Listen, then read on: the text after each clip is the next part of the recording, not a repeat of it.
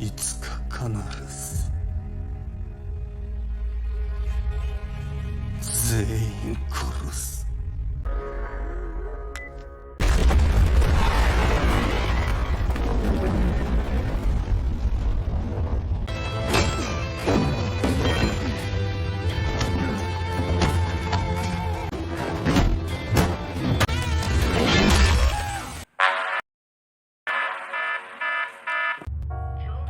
Pria ini bernama Saka. Dia adalah seorang asasin yang cukup terkenal di kota Shinjo, Jepang.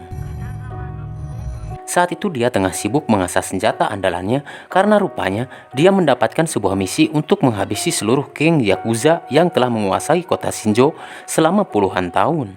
Dan jika misi ini berhasil, Saka berencana untuk pensiun dan menjalani kehidupan normal bersama anaknya yang bernama Ryo dan istrinya yang bernama Oi.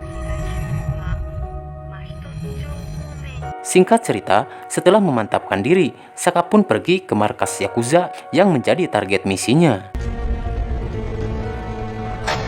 Sementara itu di tempat yang dia tuju, tampak seorang ketua Yakuza yang bernama Ozzy tengah mendengar laporan dari salah satu anak buahnya yang bernama Omi yang melaporkan tentang kemunculan organisasi mafia baru bernama Kamengumi yang telah mengambil alih lahan bisnis mereka di pelabuhan. Bahkan Kamengumi berniat akan merebut semua bisnis Yakuza secara terang-terangan tanpa rasa takut.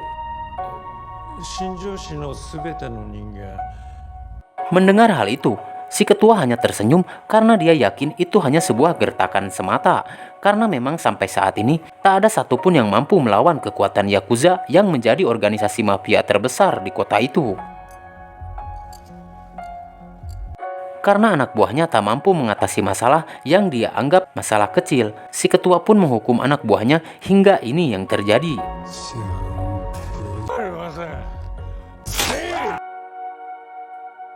Tak lama kemudian, semua orang yang ada di tempat itu mendengar ada suara keributan di luar, yang ternyata itu suara Saka yang tengah membrutal. Dengan senjata andalannya, Saka berhasil menghabisi sebagian besar anak buahnya Ozzy. Bahkan di dalam aksinya, Saka memotong tangan salah satu anak buahnya Ozzy yang bernama Yama dan membiarkannya mati kehabisan oli.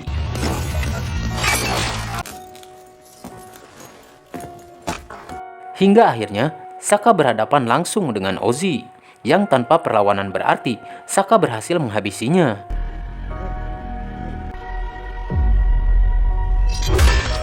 Tak lama kemudian, ada salah satu anak buahnya Ozzy yang masih hidup yang berniat menembak Saka dari arah belakang. Untungnya rekannya Saka yang bernama Fuji keburu datang untuk membantu.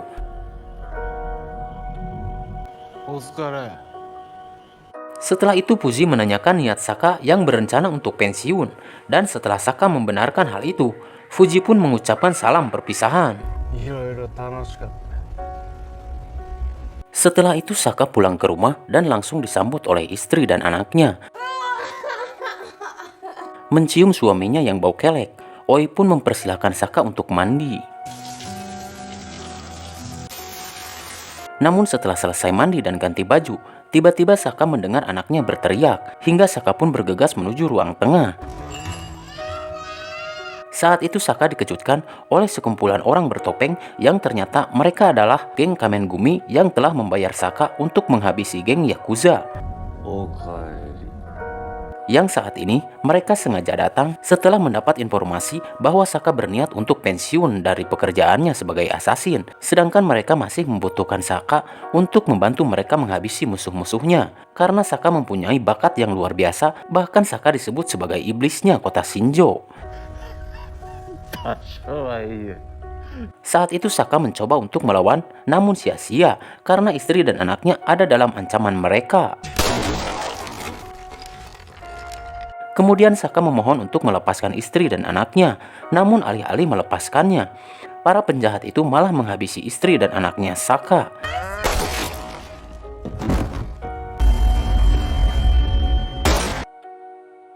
Hingga Saka pun murka dan bersumpah bahwa suatu saat dia akan menghabisi mereka semua. Mendengar hal itu, mereka juga memutuskan untuk menghabisi Saka.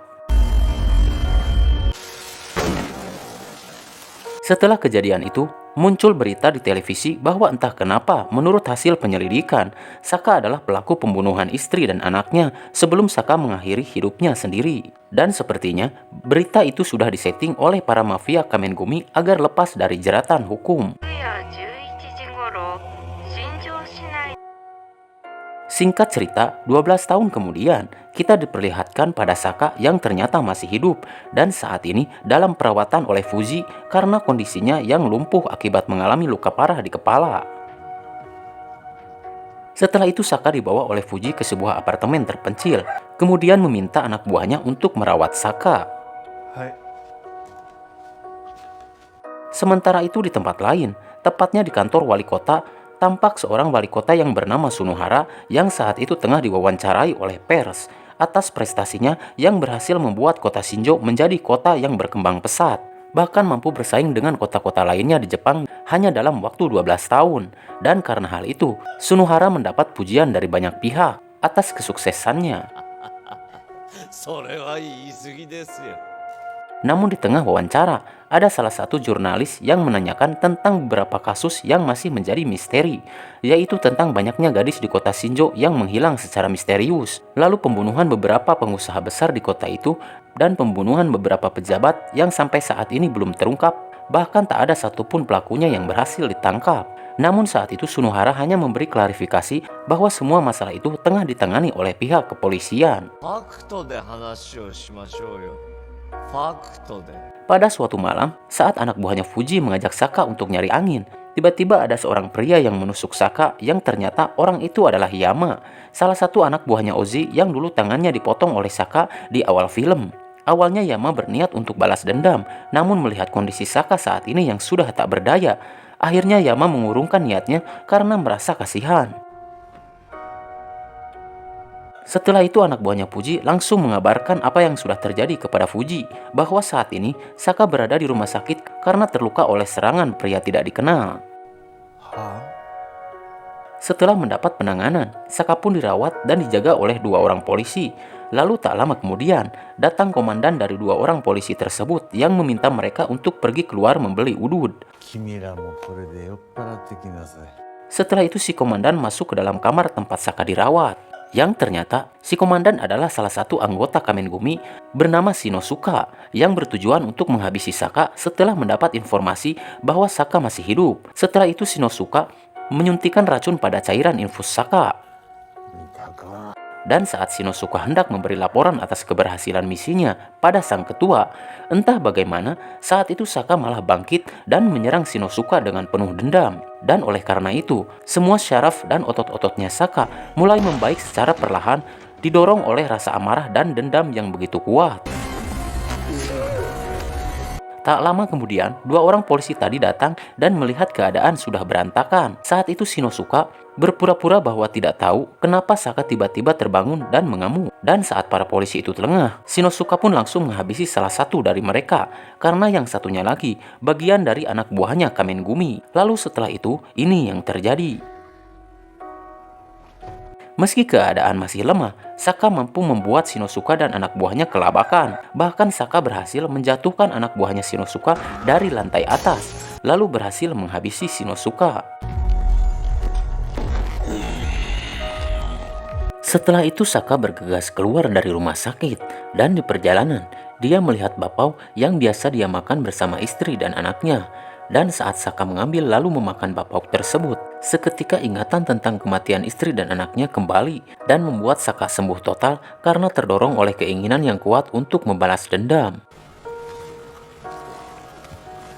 Tak lama kemudian, Fuji dan anak buahnya tiba di rumah sakit dan terkejut karena mendapati Saka yang saat ini telah pulih total.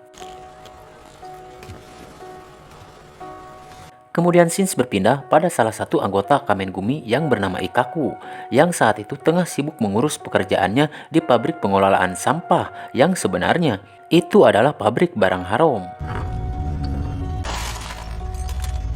Sambil mengawasi para pekerja, Ikkaku menelpon rekannya yang bernama Ichiraku yang mengurus daerah pelabuhan.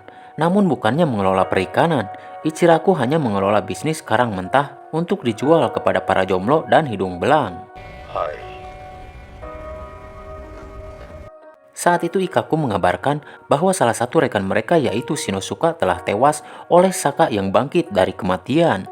Dan untuk mencegah Saka bertindak lebih jauh, maka mereka sepakat untuk membayar Fuji agar menghabisi Saka. Sementara itu Fuji yang tengah bersama Saka langsung menerima pesan dari mereka untuk menghabisi Saka. Namun saat itu Fuji menolak secara diam-diam. Bahkan Fuji berencana untuk membantu Saka membalaskan dendamnya.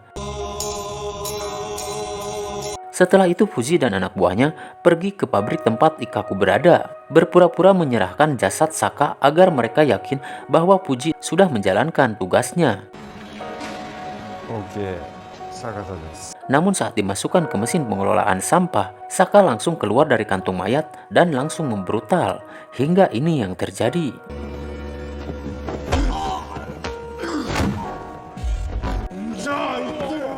Tak lama kemudian, Ikaku menyadari bahwa Saka ternyata masih hidup dan Fuji telah berbohong, hingga langsung memerintahkan penjaga gerbang untuk menghabisi Fuji dan anak buahnya. Namun saat itu, si penjaga gerbang tidak tahu bahwa Fuji masih hidup, hingga ini yang terjadi.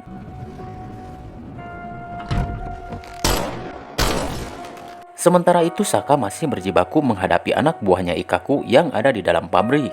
Dengan skill dan semua pengalamannya, Saka berhasil menghabisi sebagian besar anak buahnya Ikaku.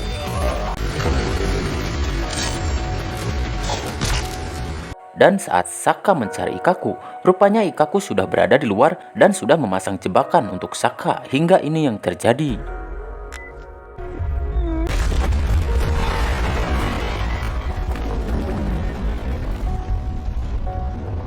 Awalnya Ikaku merasa berhasil lolos dari incaran Saka, namun tentu saja tidak semudah itu karena Saka berhasil lolos dari ledakan dan saat Ikaku berniat menembak Saka, tiba-tiba Fuji datang dan menabrak Ikaku. Dan setelah itu, Fuji mengungkapkan fakta bahwa ternyata dulu Fujilah yang memberitahu geng Kamengumi bahwa Saka berniat untuk pensiun hingga semua ini terjadi.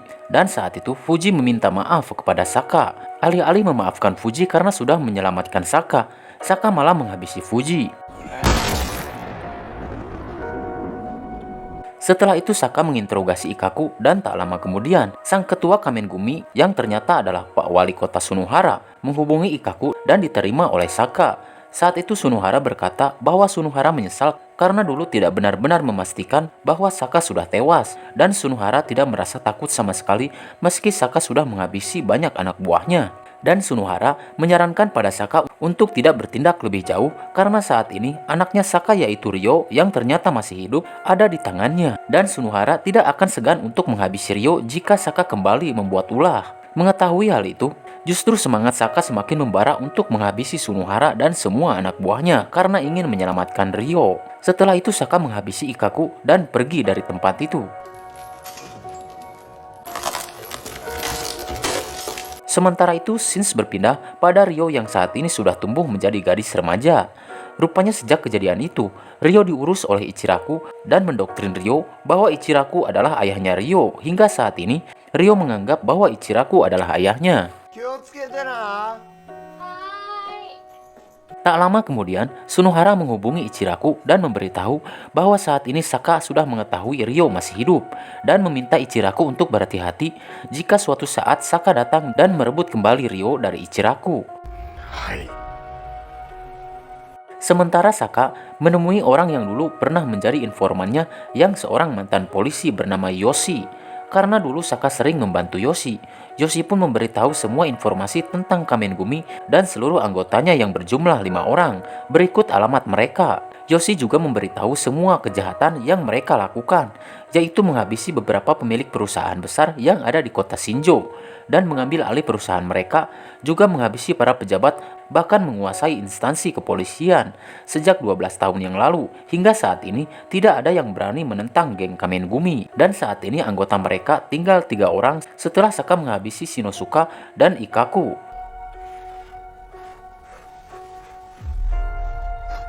Setelah itu Saka langsung menuju markas target berikutnya yang bernama Ichiraku. Dan setelah tiba di markas Ichiraku, Saka pun langsung beraksi. Setelah itu Saka tiba di tempat Ryo berada. Namun saat itu Ryo tengah bersembunyi, sementara Saka melihat foto-foto Ryo bersama Ichiraku sejak 12 tahun yang lalu hingga saat ini. Tak lama kemudian, Ichiraku pun datang, namun karena tahu di situ ada Ryo yang tengah bersembunyi, Ichiraku berpura-pura tidak mengenal Saka dan menyembunyikan senjata yang dia bawa. Lalu ini yang terjadi. 両に何をし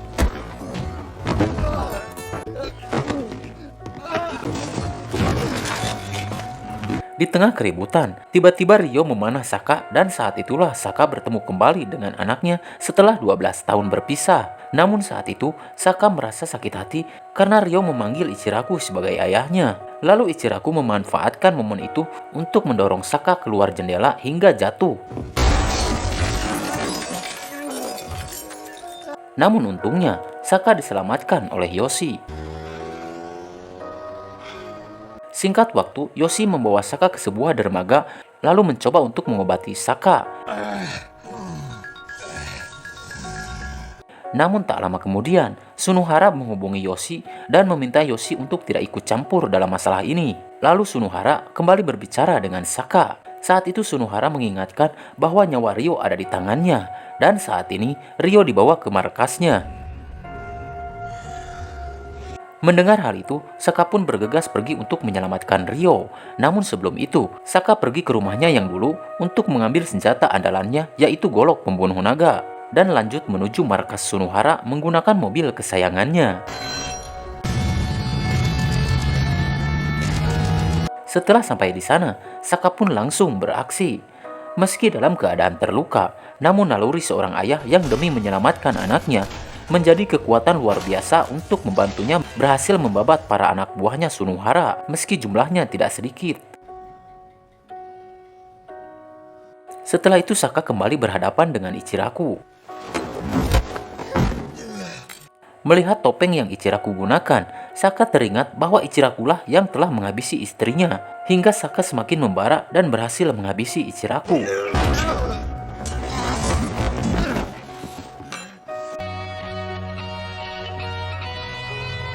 Setelah itu saat Saka berhasil menemukan Ryo, tiba-tiba Saka dihantam dari arah belakang oleh salah satu anggota Kamengumi bertopeng iblis merah bernama Jin hingga pingsan.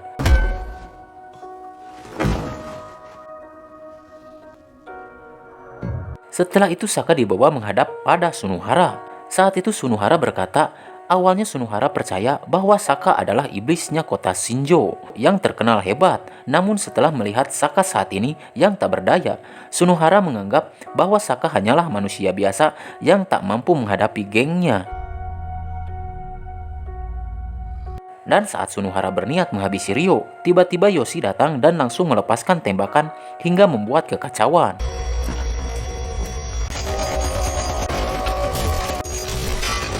Saat itu Ryo langsung berlari ke arah Yoshi untuk menyelamatkan diri, sementara Saka mulai bangkit dan berhadapan dengan Jin. Meski saat itu Jin unggul dalam pertarungan, namun akhirnya Saka berhasil menghabisinya.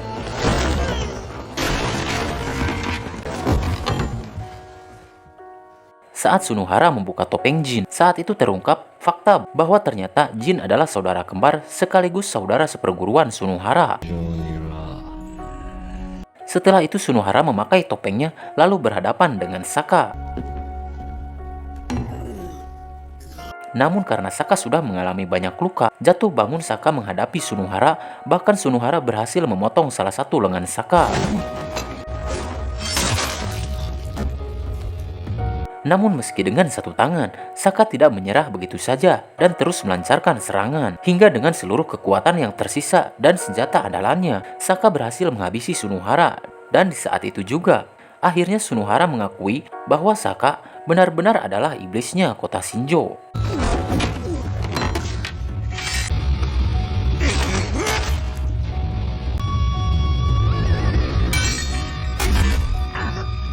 Setelah itu Ryo menemui Saka dan teringat bahwa Saka adalah ayahnya yang asli. Namun karena Saka terlalu banyak kehabisan oli, akhirnya Saka pun meninggoy di pelukan Ryo.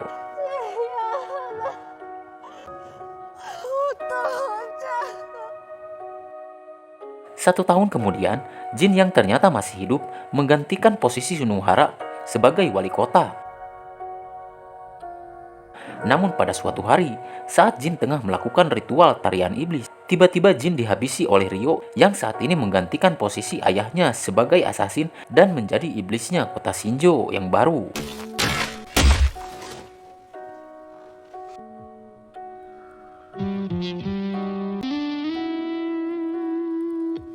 Dan film pun tamat.